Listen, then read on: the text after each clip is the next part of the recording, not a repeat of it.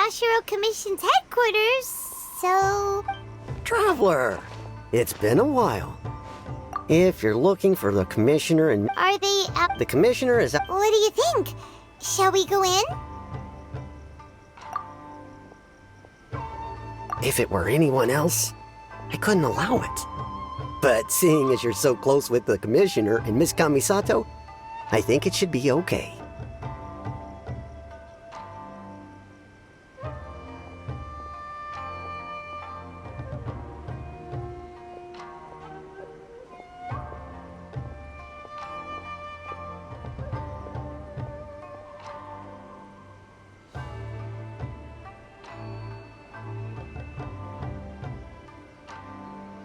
We'll be heading in then. Thanks!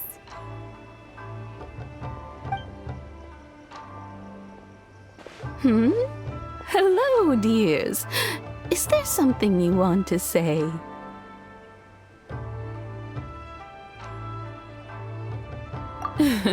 Of course, traveler. Yes, I know who you are. Miss Kamisato has told me about you.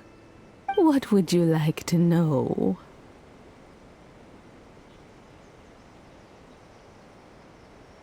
Oh, they're both very well indeed. Lately, Miss Kamisato has been rather busy attending all kinds of meetings and occasionally paying visits to some local organizations on the Commissioner's behalf. As for the Commissioner himself, well, you know, busy as ever. That much hasn't changed. Although he does seem to be in a rather good mood these days. So pretty much business as usual on the Yashiro Commission, huh? Very much so.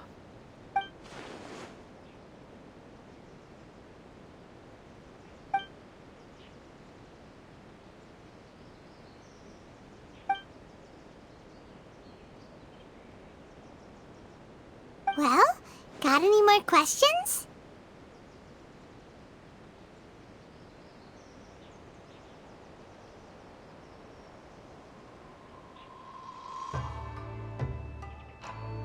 You're very welcome. In fact, I would love nothing more than for you to come and visit more often. But I'm sure you must be far too busy to have time for that. Miss Kamisato talks about you all the time. She seems so thrilled to have you as a friend. And she's all, I must say, many things in I mean it. Whenever the Commissioner dines at home, Toma always joins him. I always find myself at my most relaxed when I'm serving the two of them and listening to them chat away. The Commissioner has such a busy schedule that he doesn't always have the chance to take his meals at home, but given the opportunity, he always prefers to dine here. They say it's because Toma's a much better chef than most. Oh, the Commissioner is so fond of home comforts. They get to talking about you sometimes too, you know. Always with a very fond tone. The way one would talk about dear old friends around whom one can truly be themselves. Miss Kamisato occasionally joins them as well. Whenever the whole family gets together and they start talking about people they've met and experiences they've had, you always get a mention. It's been many years now since the late Mr. and Mrs. Kamisato passed away. Much has happened in the Kamisato clan in that time. As someone who is old and gray enough to have watched their son and daughter grow up, It makes me so happy to see them meet a dependable friend whose company they enjoy so much. So, in the future, if you ever do have the time, please know you are always very welcome at the Yashiro Commission headquarters. There will always be at least one old lady who would be delighted to have the pleasure. Wonderful. Thank you. Paimon likes it here too. Also, you were saying something about the food here being really great. Paimon's itching to try it. We may just have to invite ourselves around for dinner sometime. Paimon meant we should come pay a visit again real soon. Ideally around dinner time. Of course. You're always welcome. Alright, goodbye for now. Where are we going next?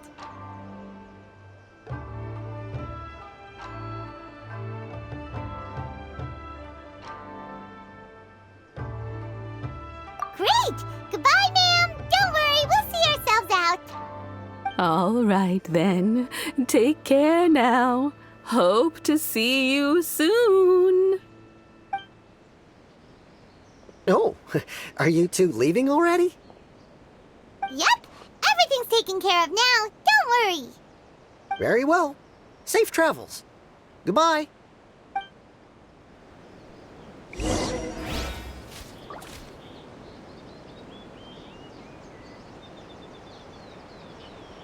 I'm sure the Kamisato clan will be fine. What about outside Inazuma? What will the repercussions be of scrapping the Shikoku decree? Something on your mind again? Let's work through it together. 2 heads are better than 1.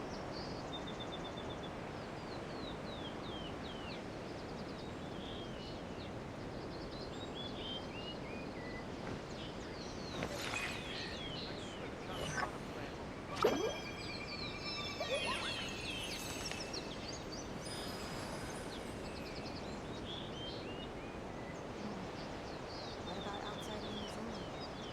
What will the repercussions be of scrapping the Shikoku decree?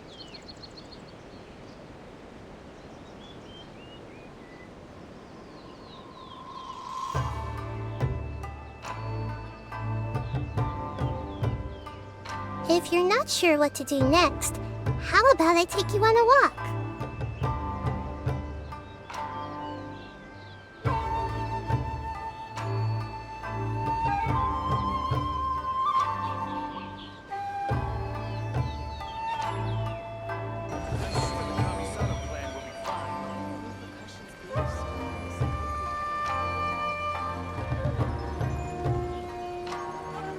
What will the repercussions be of scrapping the Shikoku decree?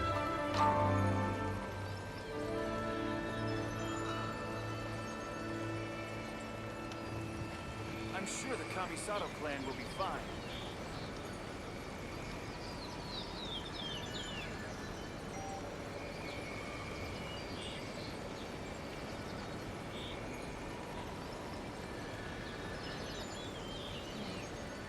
What about outside Inazuma? What will the repercussions be of scrapping the Shikoku decree?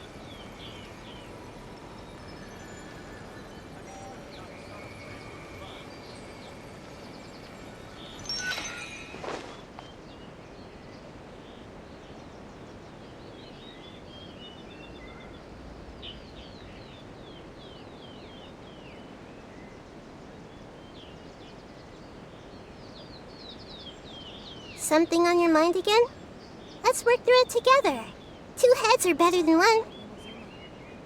What will the I'm repercussions sure the be of Kamisato scrapping clan the will be Shikoku fine. decree?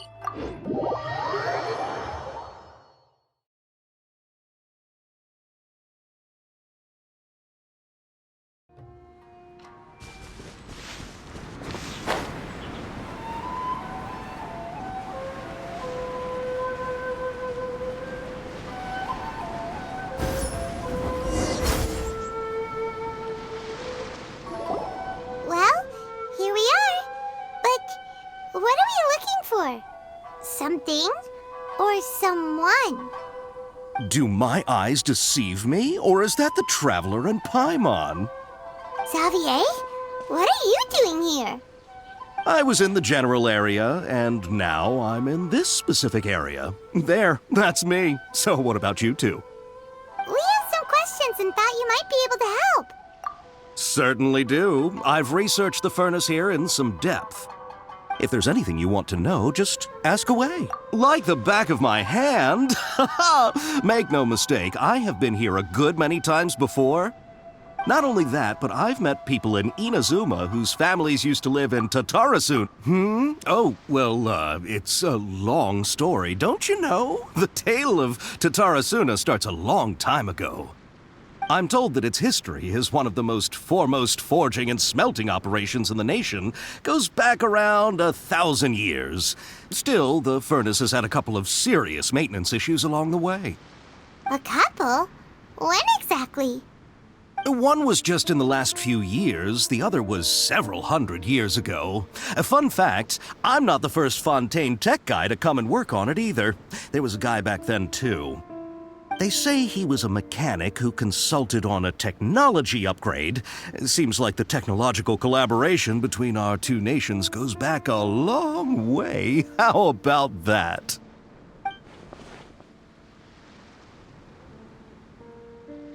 Hey, weren't you gonna ask Xavier something about Tatar? Oh, I didn't realize you two were here for a history lesson.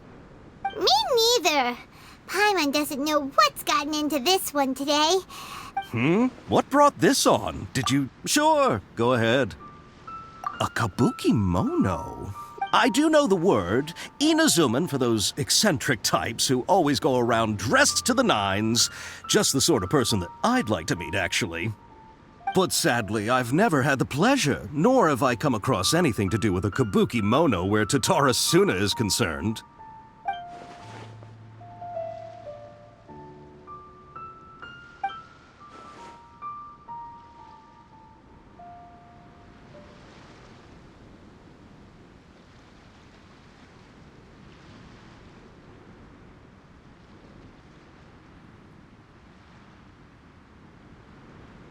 Of course! Don't mention it. Oh, we're leaving? Okay, bye, Xavier. Oh, you're most welcome. More than happy to help. Farewell. Looks like you got all the information you're looking for.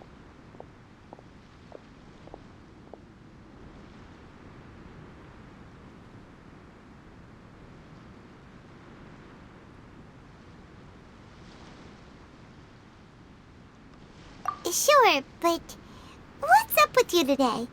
Whatever it is, it seems like it's really troubling you. Keep your smile, Spinal Crocodile. No matter what happens, Paimon will always be there for you.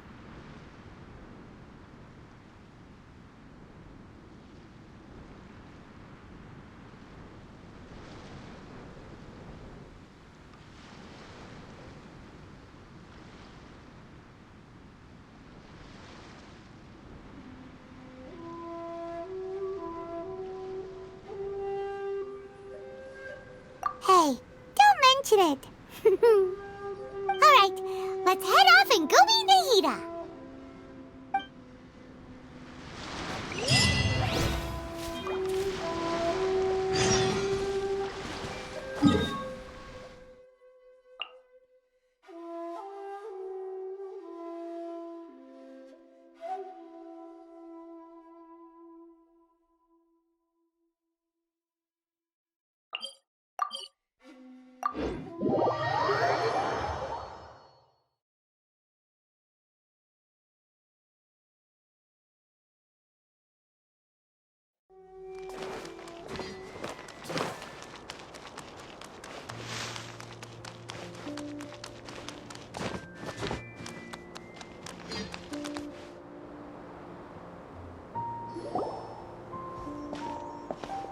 Hey, it's them!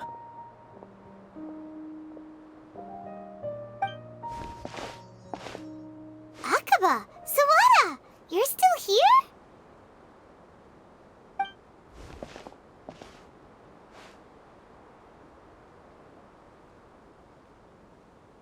Indeed we are. If you have a moment, we'd love for you to join us once more. We have time. What do you want to talk to us about? It's the same topic we discussed last time. Obviously. Still looking for more info about Tatarasuna, huh? Should we join them?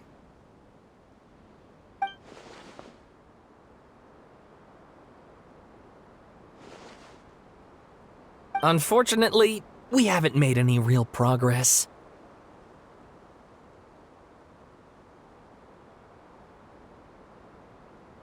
Huh? Oh, of course.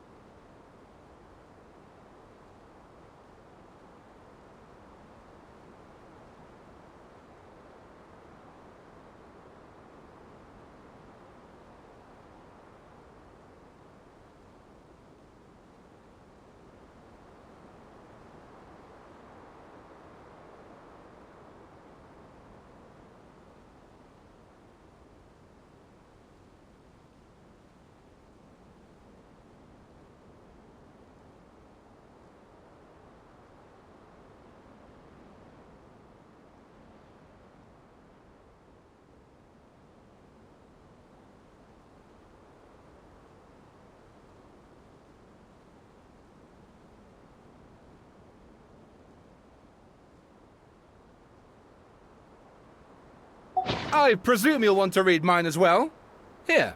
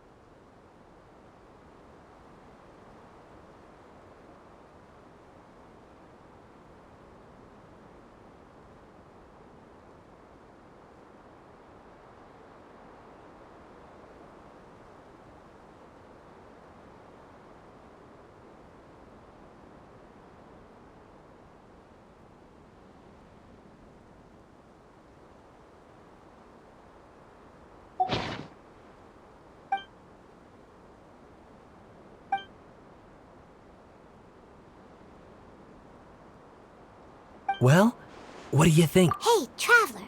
Remember how last... What did you find out? Something big? It's a long story. Basically, we have some friends in Inazuma, and...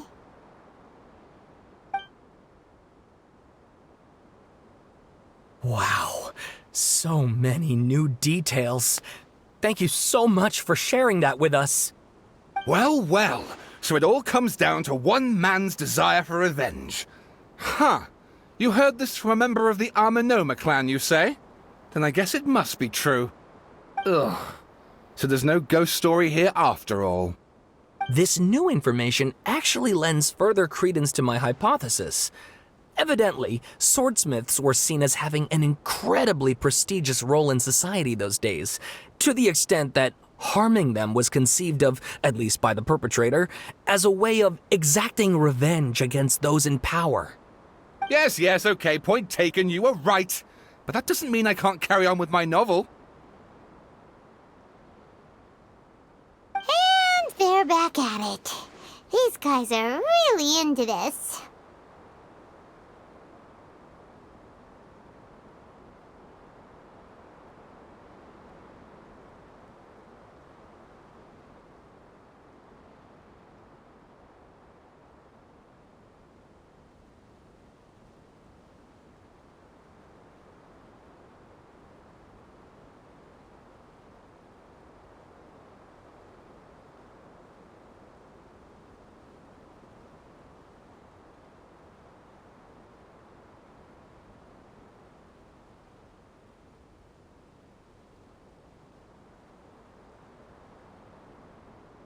Oh, so sorry. Look at us, prattling on about our projects and ignoring you.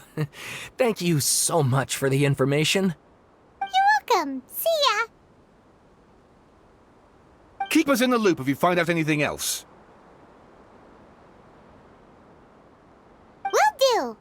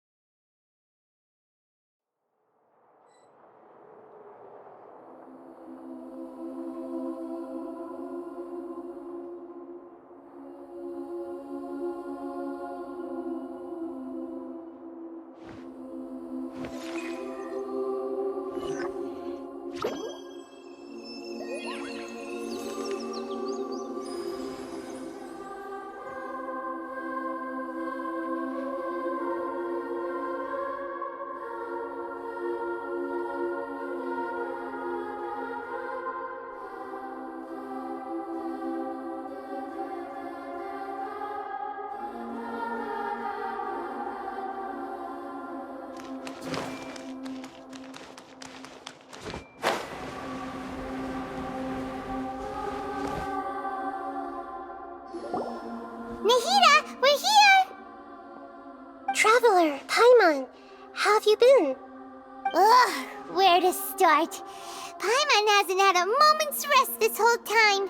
That night, we ended up chatting and chatting until suddenly the sun was up.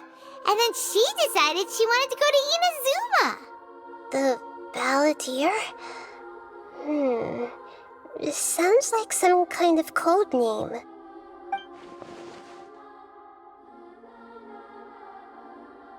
You look troubled. Is there something you need to tell me?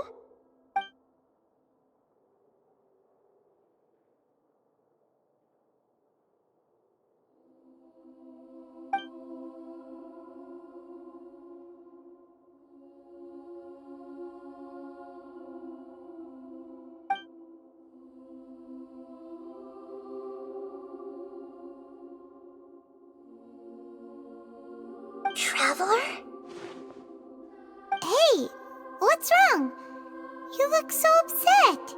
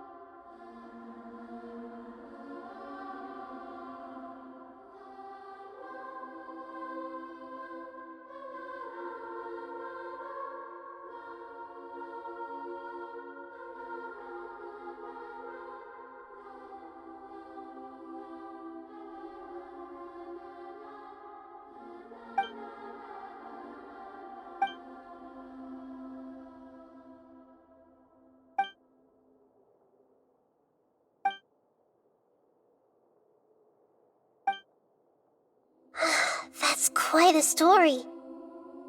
So, this puppet known as the Balladeer erased himself from Irminsul, hoping that he could change the past. But how was he even able to do that? As the traveler said, he very nearly became Sumeru's deity.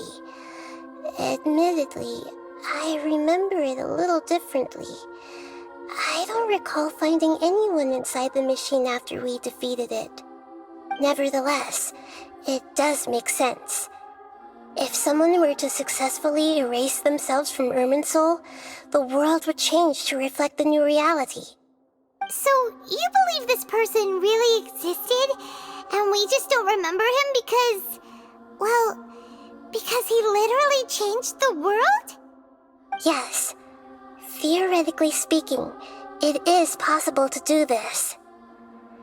But I'm struggling to imagine the kind of person who would dare go through with it. The traveler comes from a world beyond Javat. That's why there's no information about her in Irminsul, and it also explains why any changes to Irminsul wouldn't affect her.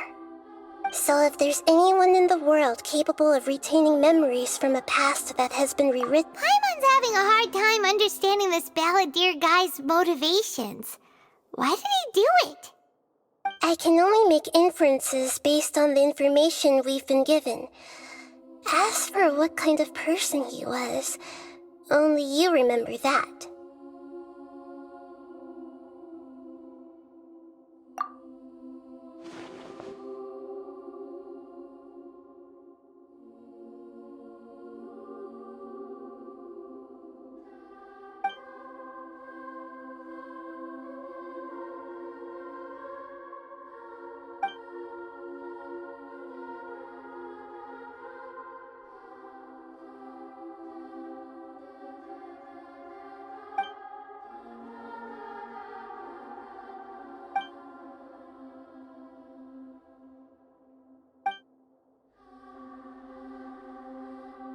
Something else worrying you?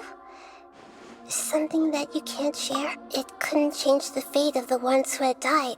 Once the Balladeer realized he hadn't been betrayed after all, it must have completely... He couldn't keep hating humans after that. And the story makes sense. Every part of it. The Balladeer tried to achieve godhood with the Doctor's help. That power then enabled him to change what was recorded in Irminsul, and Yeah, it does make sense. It just feels so hopeless.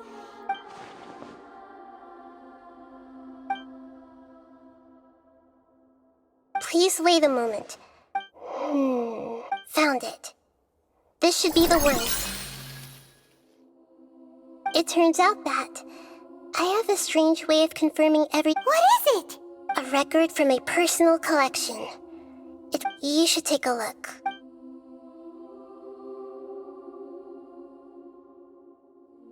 Is this a fairy tale? I authored this record myself. Huh? When combined with the Traveler's narrative, it's Hold on. So this... Yes. Any information about the Balladeer or the Kabuki Mono and other records will have been changed. Changing the information in Irminsul changes to... But Irminsul can't change information that was well hidden in advance. I guess I must have written this story as a backup before the Balladeer entered Irminsul. That's incredible! What a great idea! And sending the Traveler into Irminsul with the Balladeer must have been a further precaution. I knew she'd remember everything. This story is abstract enough that it still resonates with the present information recorded in Irminsul.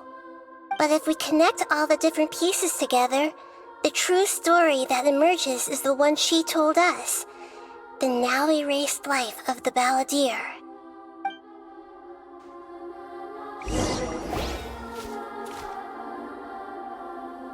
There was once a lone monster draped in fox fur.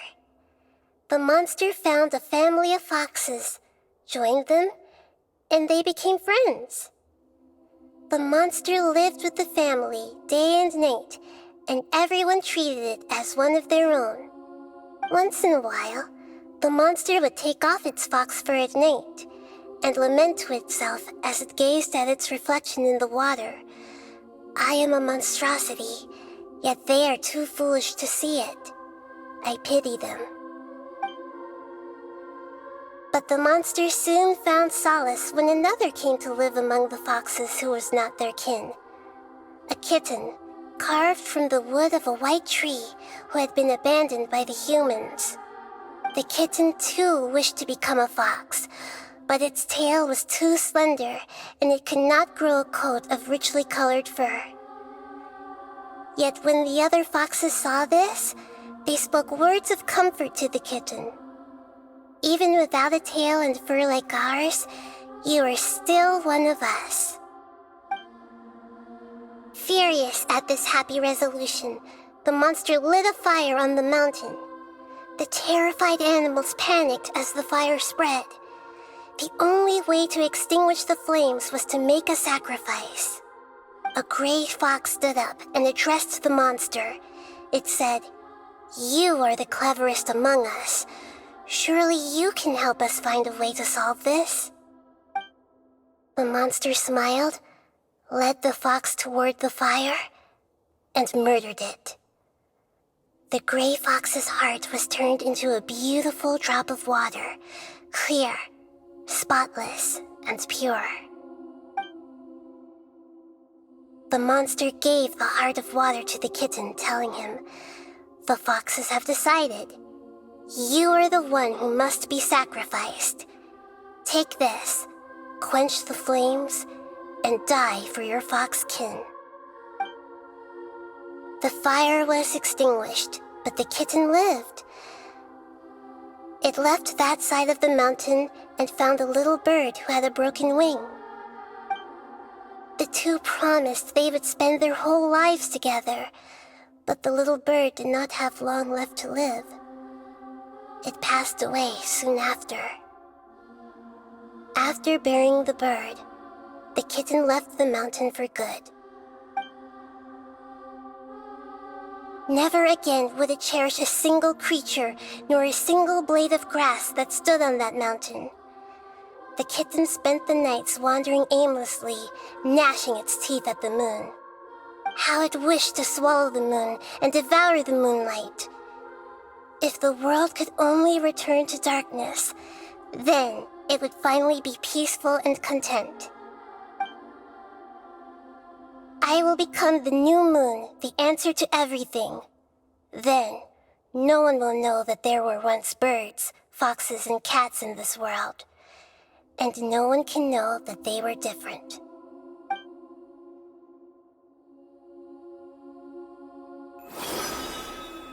We solved it!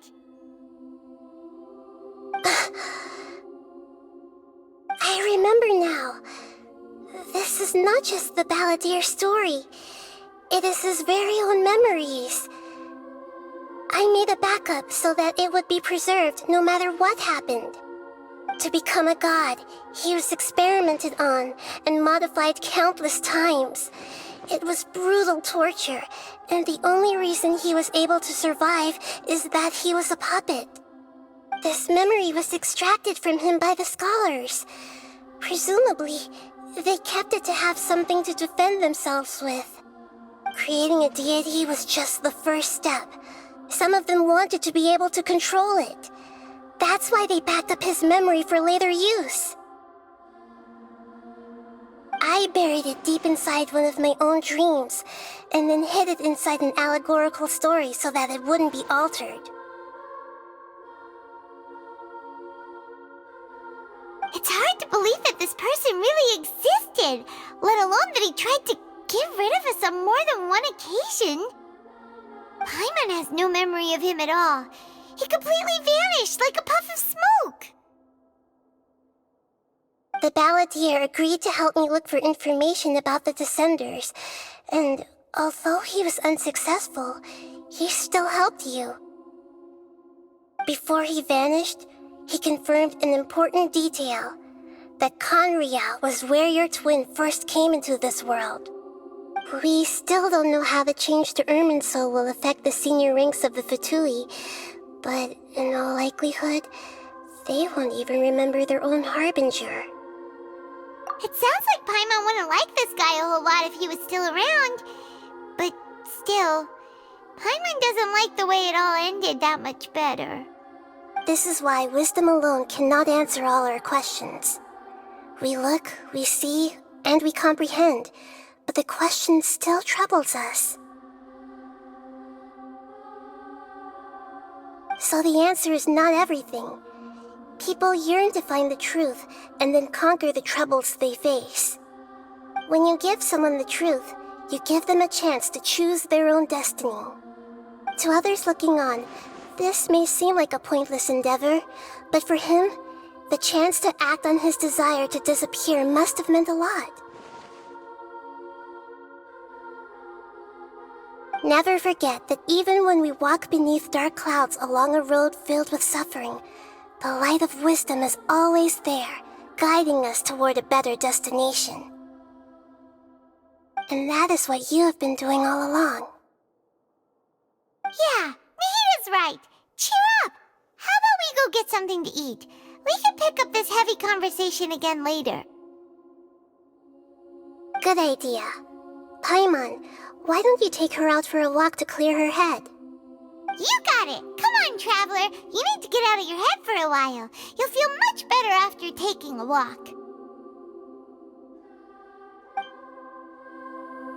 Let's go